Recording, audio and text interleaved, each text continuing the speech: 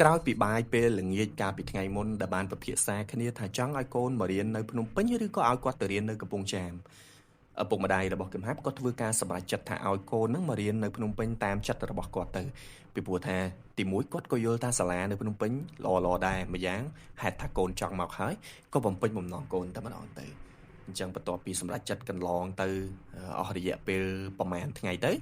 លោកឪពុកអ្នកម្ដាយរបស់គឹមហាប់ហ្នឹងក៏បានឡើងមកភ្នំពេញដើម្បីជូនកូនរបស់គាត់ហ្នឹងគឺមកចោះឈ្មោះចូលរៀននៅភ្នំពេញហ្នឹងឯងហើយលើសពីហ្នឹងទៅទៀតគឹមហាប់ទំប្រឡងជាប់បាក់ឌុបថ្មីអត់ទាន់មានលឺថាឲ្យកាដូអីទេត្រូវអត់ឥឡូវហ្នឹងគឺឪពុកម្ដាយរបស់គឹមហាប់គាត់បានទិញកាដូឲ្យគឹមហាប់ជាទីគាប់ចិត្តតែម្ដងគឺទូរស័ព្ទថ្មីណាទូរស័ព្ទថ្មីគឹមហាប់កាលពីរៀននៅវិទ្យាល័យពីមុនមកហ្នឹងមិនដែលមានទូរស័ព្ទប្រើទេឥឡូវនេះឪពុកម្ដាយទិញទូរស័ព្ទឲ្យហ្មងទិញឲ្យនេះមិនមែនថាធំតែជាកាដូទេគាត់ជារឿងចាំបាច់ដែរដោយសារគាត់យល់ថាកូនត្រូវមករស់នៅម្នាក់ឯងនៅភ្នំពេញអញ្ចឹងការប្រស័យតាក់ទងគ្នាគឺត្រូវការប្រើទូរស័ព្ទនេះឯងអញ្ចឹងគាត់ក៏ទិញទូរស័ព្ទថ្មីឲ្យគឹមហាប់ហើយគឹមហាប់ដោយឮដំណឹងថាត្រូវឡើងមកភ្នំពេញជាមួយនឹងឪពុកម្ដាយផងតារាគេឡើងមកភ្នំពេញមុនតាំងពីយូរមកហើយពីព្រោះតារាដូចយើងបានដឹងកាលពីភាគមុនអញ្ចឹងគាត់ណាត្បិតតែរស់នៅឯខេត្តមែនមិនមែនតែគាត់ក៏ជាអ្នកភ្នំពេញដែរអញ្ចឹងណាគាត់នៅឪពុកម្ដាយគេរើទៅខេត្តអញ្ចឹងទៅសោយសុកនៅខេត្តនិយាយចាំទៅពីព្រោះគេជាអ្នកមានទូធាអញ្ចឹងគេទៅសោយសុកនៅខេត្តអញ្ចឹងទេតារាគេមកភ្នំពេញមុនហើយគឹមហាប់ណាបានទូរស័ព្ទថ្មីតាក់ទងមកតារាមកថាខ្លួនត្រូវឡើងមកភ្នំពេញហើយពីព្រោះចង់ពឹងតារាផងចង់ពឹងតារាឲ្យជូនទៅទិញពាក្យដាក់ពាក្យចូលរៀនអីអញ្ចឹងណាតារាគេជាអ្នកដឹងរឿងរ៉ាវអស់ហ្នឹងច្រើនជាងគេគឹមហាប់គាត់អត់សូវដឹងហើយពឹងទៅលើពុកម្ដាយក៏អត់សូវដឹងដែរគ្រាន់តែបានមកជូនកូនមកភ្នំពេញហ្នឹងឯងមួយវិញទៀតការឡើងមកភ្នំពេញនេះក៏ពួកគេដូចយើងដឹងស្រាប់អញ្ចឹងគឺអត់មានបងប្អូនសាច់ញាតិអីជាអ្នកនៅភ្នំពេញទេអញ្ចឹងមកនេះគឺឪពុករបស់គឹមហាប់ហ្នឹងគាត់មានស្គាល់មិត្តភ័ក្តិរបស់គាត់ដែលឈ្មោះថាពុទ្ធីនេះគឺគាត់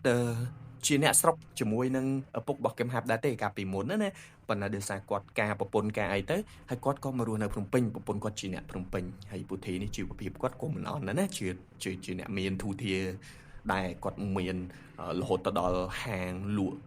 ទូរស័ព្ទដៃលក់អីទៀតនៅភ្នំពេញអញ្ចឹងណាគាត់ជាអ្នកមានទូធាដែរហើយជាអ្នកដែលមានចិត្តល្អមានចិត្តសន្តោសរាប់អានជាមួយនឹងឪពុករបស់គឹមហាប់តាំងពីដើមមកដែរអញ្ចឹងទេពួកគេក៏ឡើងឡានឈ្នួលឡើងមកភ្នំពេញហើយជិះប្រហែលជាជាង2ម៉ោងទៅមកដល់ភ្នំពេញហើយបើនិយាយពីចម្ងាយផ្លូវនោះគឺមិនឆ្ងាយណាស់ណាពេកទេត្រឹម100គីឡូជាងអីទេប៉ុន្តែចំណាយពេលយូរណាស់ជាង2ម៉ោងដោយសារផ្លូវកាលនោះវារៀងពិបាកដែរអញ្ចឹងក្រោយពីចំណាយពេលជាង2ម៉ោងគ្រួសារតូចមួយដែលមានគ្នា3នាក់នេះក៏មកដល់ក្រុងភ្នំពេញមកដល់គឺឈប់ឡាននៅចិត្តបេនឡានសាសូយ៉ានឹងឯងចុះតែពីលើឡានមកគឺពុទ្ធីនៅឈរចាំនឹងស្រាប់តែម្ដងអត់មានឲ្យបបាទេពុទ្ធីកំពុងអានឹកឪពុករបស់គឹមហាប់ដែរចង់ជួបមុខគ្នាដែរអញ្ចឹងគឺមកឈរចាំមុនមកអត់ឲ្យពួកម៉ាក់បបាចុះតែពីលើឡានមកគឺជួបគ្នាញញឹមរាក់ទាក់គ្នាទៅវិញទៅមកចឹងទៅពុទ្ធីក៏ហៅពួកគេឡើងឡានរបស់គាត់ដើម្បីបន្តដំណើរទៅផ្ទះរបស់ពុទ្ធីទៅពួកគេមកនេះគឺស្នាក់នៅតែមួយយប់ទេហើយស្នាក់នៅផ្ទះរបស់ពុទ្ធីនឹងឯងណាពុទ្ធីគាត់ផ្ដល់កន្លែងស្នាក់នៅឲ្យអញ្ចឹងពួកគេក៏ធ្វើដំណើរទៅផ្ទះរបស់ពុទ្ធីសិនព្រោះមកហត់ដែរមួយអញ្ចឹងណារៀងថ្ងៃត្រង់ដែរហើយទៅហូបភាសាបាយភាសាអីចឹងទៅហើយសម្រាប់ផងឪពុកម្ដាយរបស់គឹមហាប់គាត់សម្រាប់នៅហ្នឹង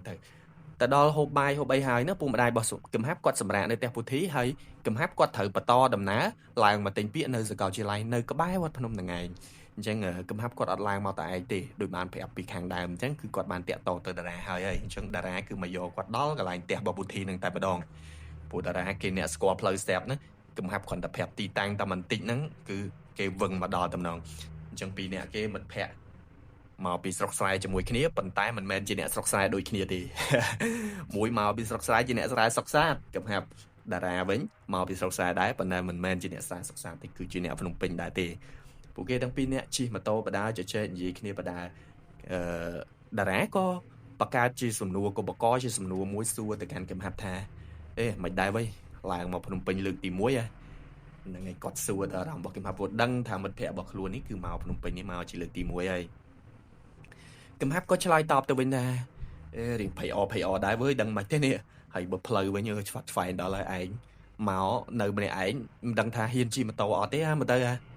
តារាគាត់ក៏តបទៅវិញថាមិនអីទេជិះតែបន្តិចទៅវាត្រឡប់ហើយមានថាចង់និយាយថាជិះតែប្រហែលមក4-5ថ្ងៃមកទឹកទៅត្រឡប់យើងឃើញតែអញ្ចឹងមែនតែអត់មានអីអស្ចារ្យហើយតារាក៏គាត់បន្តទៅទៀតថានិយាយចឹងអាសាក់មិនអីវិញដូចជាស្ងាត់ដល់ហើយមានដែរជួបវាអត់ តារាក៏សួរពីព័ត៌មានរបស់សាកពីព្រោះគាត់ដូចជាបាត់ព័ត៌មានសាកណាហ្នឹងហើយហើយកំហាប់ក៏តបទៅវិញថាអត់ដឹងដែរវ៉ៃឯងរវល់ដែរដល់ពេលអញ្ចឹងអត់ដើរបានជួបវាទេហើយចាំមើលទិញពាក្យចោះឈ្មោះចូលរៀននេះហើយបកទៅស្រុកវិញប្រហែលជាទៅលេងផ្ទះវាហើយព្រោះដូចសង្កាត់ដូចប្លែកដែរនេះមិនដឹងថាវាយ៉ាងម៉េចយ៉ាងម៉ាដែរឯងអត់ដឹងដែរអញ្ចឹងនេះគឺកំហាប់ក៏តបទៅវិញក្រោយពីជិះម៉ូតូបានមកសន្ទុះពួកគេក៏ទៅដល់សាកលវិទ្យាល័យដែលនៅក្បែរនឹងវត្តភ្នំនៅក្បែរនឹងវត្តភ្នំអញ្ចឹងពីនេះទៅគឺអត់ឆ្ងាយពីផ្ទះរបស់ពុទ្ធីហ្មងទេផ្ទះរបស់ពុទ្ធីគឺនៅទួលសកែមិនភ្លេចប្រាប់ផ្ទះរបស់ពុទ្ធីនៅម្ដុំទួលសកែចឹងម្ដុំវងមូលជ្រោយច្វាជិះទៅក្នុងហ្នឹងអញ្ចឹងពីនោះមកគឺអត់ឆ្ងាយហ្មងទេជិះមកសបកដែរមកដល់ក៏តារាគេជូនកំហាប់ទៅទិញពាក្យរៀបចំដាក់ពាក្យជួយទៅសេជួយអីអញ្ចឹងទៅហើយឲ្យកំហាប់ហ្នឹងយកទៅដាក់ដល់ខ្លួនឯងទៅណាតារាគេជួយសវិសអស់ប៉ុណ្្នឹងហើយហ្នឹងហើយក្រោយពីកំហាប់យកពាក្យយកទៅដាក់អីហើយហ្នឹងកំហាប់ក៏គាត់ដើរបកមករកតារាវិញហើយតារាគាត់នៅហ្នឹងគាត់ក៏សួរថាហេហើយនៅវិញឃើញមិត្តភក្តិដើរមកក៏សួរខ្លាចទៅមកឆ្អែតអីមកវិញលេងថាអត់ទាន់ដាក់អីហ្នឹងសពងថែមឡើយហ្នឹងកំហាប់ក៏គាត់តបទៅវិញថាហើយអើយមនុស្សច្រើនពេកអើយដាក់តម្រាំតបានចៀតស្ងប់អីតារាគាត់ក៏តបវិញដែរ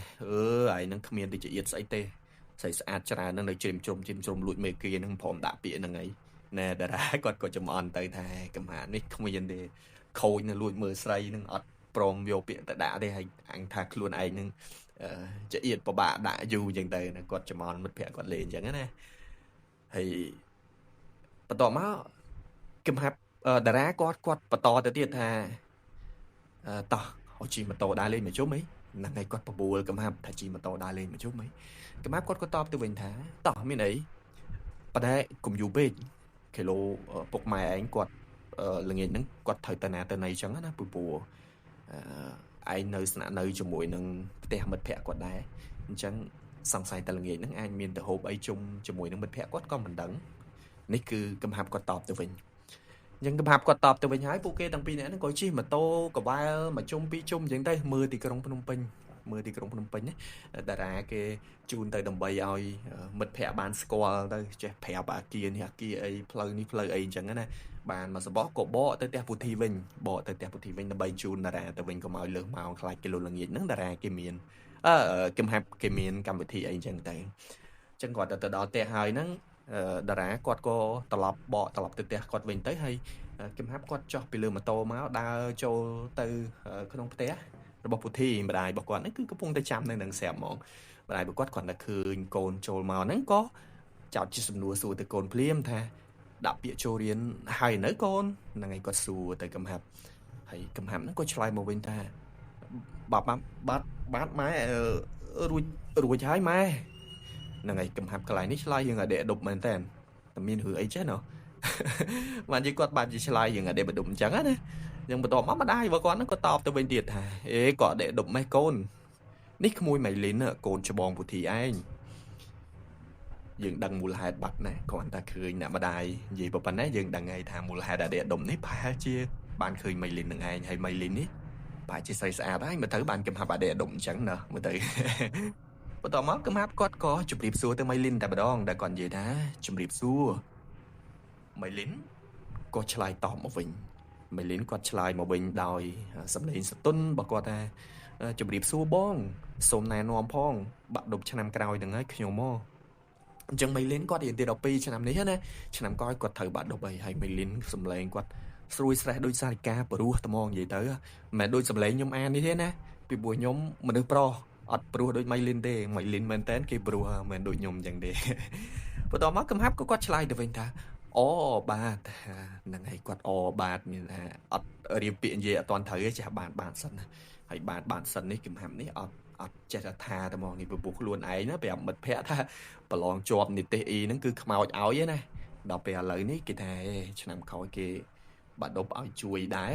ចេះតែអបានគេដឹងយកស្អីទៅអបានទេនេះកំហាប់នេះហ្នឹងហើយមកដល់កន្លែងនេះគឺមិនតែកំហាប់ចូលមកគឺមិញហ្នឹងគឺគាត់អត់ដេកដប់ហ្នឹងដោយសារតែឃើញសម្រស់របស់ម៉ៃលីនហ្នឹងឯងម៉ៃលីនគឺជានារីស្រស់ស្អាតមែនតើជានារីទឹមតែពេញកមុំយើងនិយាយទៅនារីទឹមពេញកមុំក្មេងទឹមតែពេញកមុំស្រស់ស្អាតណាស់មុខរបស់ម៉ៃលីនគឺ សថ្លារលោងមូលដូចជារង្វង់ព្រះច័ន្ទអញ្ចឹងគឺស្អាតតតែមែនតើកែវភ្នែករបស់គាត់នៅវិញណាគឺធំធំតែម្ដងហើយនៅខ្មៅពីខាងក្នុងក្របភ្នែកមើលទៅគឺអូយតាក់ទាញតែម្ដងនិយាយទៅចំោះស្រួចមាត់តូចបបុំមាត់ស៊ីចម្ពូទៅទៀតសក់ត្រង់ខ្មៅអលោងនិយាយទៅបើស្បែកវិញណាគឺសម្ោចវាធ្លាក់បែបនេះហើយដែលកំហាប់ចង់និយាយថានិយាយឡើងដាក់ដប់ត្មងនិយាយរកពាក្យនិយាយមិនចង់បានទេណាហើយនៅពេលហ្នឹងម៉ៃលីនគាត់ស្លៀកចង់និយាយថាសម្លៀកបំពាក់ហ្នឹងគាត់ស្លៀកអាខោកបយខ្លីហ៎ឃើញផ្លូវសខ្ចីទៀតកំហាប់ដូចចង់រៀងបេះដូងរៀងលូតញាប់មិនដឹងហើយមិនដឹងដែរអញ្ចឹងណានៅពេលហ្នឹងហ្នឹងហើយចុងម៉ៃលីននេះគឺគាត់សម្រស់គាត់គឺស្អាតមែនដែរយើងអាចសម័យដឹងតាមអ្វីដែលនិយាយណាយើងសម័យមើលរូបភាពហ្នឹងទៅដឹងតែគាត់ស្អាតប៉ុណ្ណាហ្នឹងហើយអញ្ចឹងគឺគាត់ស្អាតមែនដែរហើយបន្ទាប់មកម្ដាយរបស់កឹមហាប់ហ្នឹងគាត់ថាឲ្យកឹមហាប់ទៅរៀបចំខ្លួនរៀបចំអីនេះពីព្រោះល្ងាចនេះពួកគាត់មានកម្មវិធីហ្នឹងហើយដោយតែការគិតទុកអញ្ចឹងគឺគាត់មានកម្មវិធីគឺត្រូវទៅហូបអីណាគឺត្រូវទៅហូបស៊ុបនៅខាងក្រៅជុំគ្រួសារមានទាំងឪពុកម្ដាយរបស់ម៉ៃលីនក៏ដូចជាឪពុកម្ដាយរបស់កឹមហាប់ហើយម៉ៃលីននិងកឹមហាប់ហ្នឹងក៏ទំនងជានឹងចូល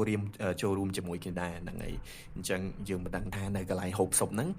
មានកម្មវិធីអីកើតឡើងទៀតទេណាអញ្ចឹងចាំជួបគ្នានៅវគ្គក្រោយអរគុណច្រើន